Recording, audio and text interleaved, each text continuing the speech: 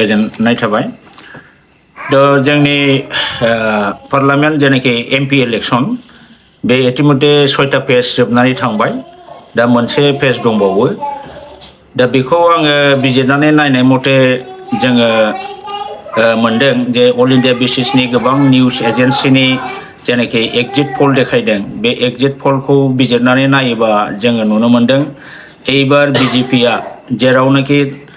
नरेंद्र मदिया बुंदोंमोन जे आपकी बार 400 पार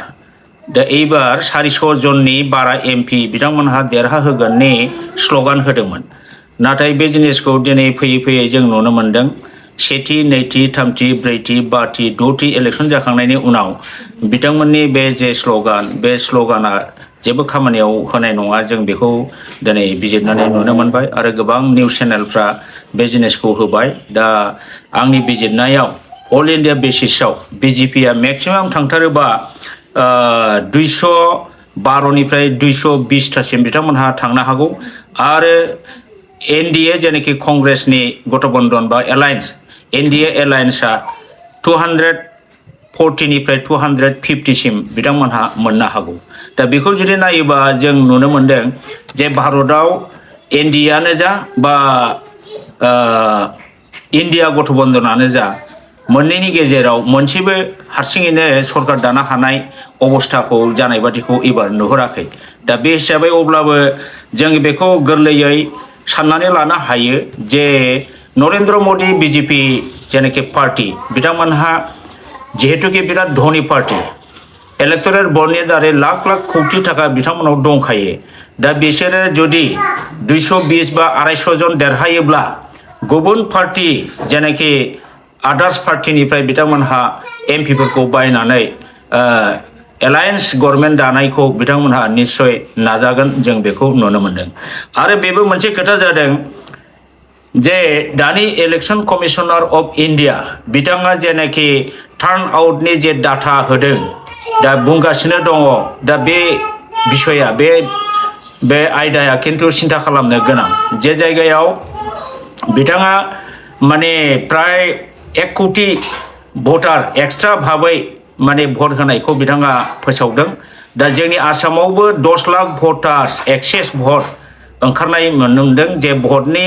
जोबनायनि उनाव पलिं एजेन्टफोरनो जेनाखि पार्सेन्टेज प्रेसिडिं अफिसारफ्रा लिरनानै हरदों बिनि उपरन्सि 10 लाख भटारा दा जोंनि आसामनि जेनाखि EVM बाहाय हाबनानै दं होननानै खबराव जों मोनगासिनो दं दा बेफोर बाथ्राफ्रा जोंनि थाखाय एसे सिन्था खालामनो बिसय दा बेयो मोनसे प्रुफ जानो थांगासिनो दं जे बिजेपिआ गमामायै EVM खौ मेनिपुलेट खालामो टेम्पारिं खालामनाय खायदाया बिसिनाव दङ आरो बे टेकनिकखौ बिथांमोनहा अलरेडि भटनि बहुत बोसोर आगोलनिफ्रायनो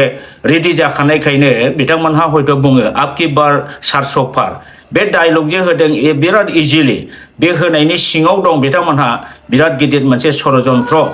आरो बे षड़यन्त्रनि दारै बिथांमोनहा हयथ' कनफिडेन्ट जाबाय जे बिसोरो 400 जनखौ देरहा होगोन दा नाथाय जोङो प्रेक्टिकेलाव ग्रासरुट लेभेलनि रिपर्टफोरखौ नायोब्ला बिसोर 220निफ्राय 240नि बारा बारनो नाङा किन्तु EVM बा भिभिपेटखौ बिथांमोनहा मेनिपुलेट खालामनानै हयथ' बिनि बाराबो थांनो हागौ 272नि बाराबो मोननो हागौ अब्ला जोङो बुंनांगोन बियो बिजेपिनि सिङावनि बे मोनसे जेनाखि टेम्पारिं खालामनानै EVM खौ गावसिनि पलिया रिजाल्ट होहोनानै देरहानाय बे रोखोमखौ जों माने साननानै लानो हायो दा बिजेपिआ गोदो गोदायनिफ्रायनो जों खोनाबाय थाखायो गोबां EVM खौबो बिसोरो चेन्ज खालामो आरो गोबां थांनाय बारनि MLA इलेक्सनावबो खोनादों गोबां समस्थियाव माने स्ट्रं रुमावहाय CCTV केमेरा गैया कारेन्ट गैया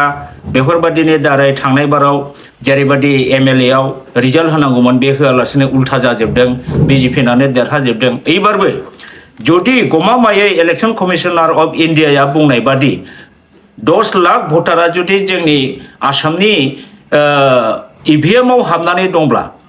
दा बबे EVM खौ बबे पलिं स्टेशननिखौ मेनिपुलेट खालामखो बा हाइजेक खालामखो बा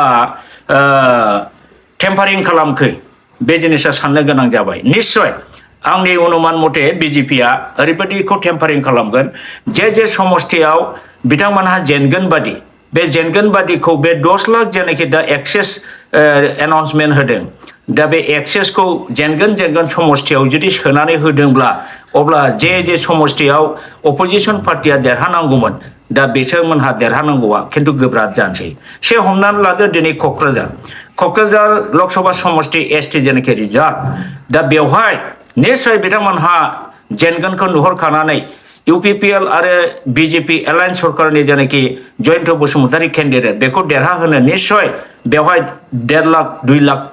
माने भटखौ एक्सेस होनानै हयथ' होदों जानो हागौ जाय एक्सेस भटनि दारै आनकाउन्टेड भटनि दारै दिनै जयन्त बसुमतारी निश्चय देरहागोन थिग बेबादिनो दरं उदालगुरियाव जोंनि ग्राउन्ड रिपर्ट मथे माने जोंनि दुर्गादास बर' BPM ना देरहानांगौ बे एकदम सियर जों बेखौ ग्राउन्ड रिपर्टनिफ्राय मोनदों थिग बेबादिनो धुबुरियाव माने रकिबुल हुसैन कंग्रेसना देरहागोनखौ जोङो ग्राउन्ड रिपर्टनिफ्राय जोङो मोनदों थिग बिदिनो जरहाटआव जेन'बा गौरब गगैया देरहानाया सियर थिग लरेन ज्योति गगैया डिब्रुगड़निफ्राय देरहागोन बेफोरबादियाव दा BJPया नैबे टेम्पारिंनि दारै इलेक्ट्रल मेसिनखौ EVM खौ मेनिपुलेट खालामनानै बिथांमोनहा जुदि एक्सेस भटारखौ बाफ्राव सोनानै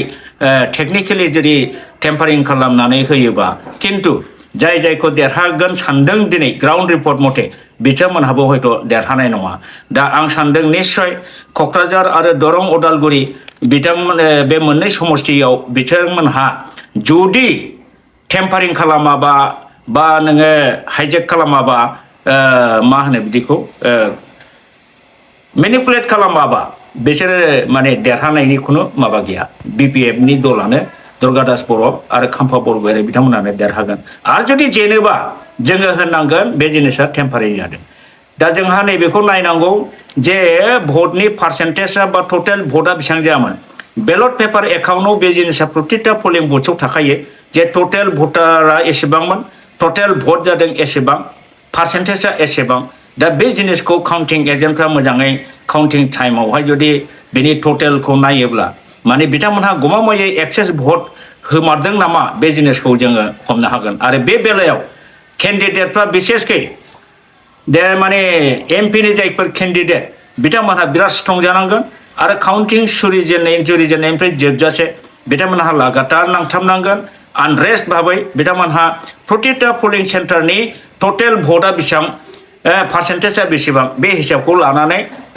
थानांगोन आरो नेक्स्टआव जोङो बेखौ दरकार जायोबा कर्टआव चेलेन्ज खालामनांगोन दा एबार जिहेतुके अल इन्डिया बेसिसाव BJPया जेरावबो जेननायनि लक्षणखौ दा नुदों दा बे हिसाबै बिथांमोनहा बे EVM खौ टेम्पारिं खालामनायनि खुनु बाथ्रा गैया दा बिथांमोनहा बेबादिनो सोलोयै बोलोयै बाय हुक आरो बाय क्रुक माने गभर्नमेन्ट दानाय बे जिनिसखौ जोङो बिथांमोनहा नाजागोन जों बेखौ अनुमान खालामनो हायो दा जोङो बेखौनो दा सिन्था खालामनो गोनां जोंनि सचेतन महला माने कनसियास व्यक्तिफ्रा आरो बिसेसकै केन्डिडेटफ्रा काउन्टिं टाइमाव जाहाथे बिराद एक्टिभ जायो खुनु पर्दायै जाहाथे बिसोरो EVMनि जेनाखि टार्नआउट जे संख्या भटआ बेसेबां होआ बियो माने जेनाखि रिटेन बै माने एट द एन्ड अफ द पोलाव जेसेबां भट जायो बे हिसाबा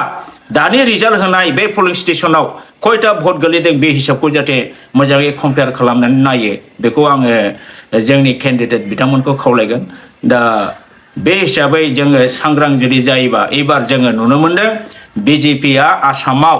14थानि बिथोराव बिथांमोननाव 8 जना देरहानायनि चान्स आरो 6 जना अपोजिशन गुबुन पार्टिनि देरहानायनि चान्सआ दङ किन्तु जुदि गमामायै बिथांमोनहा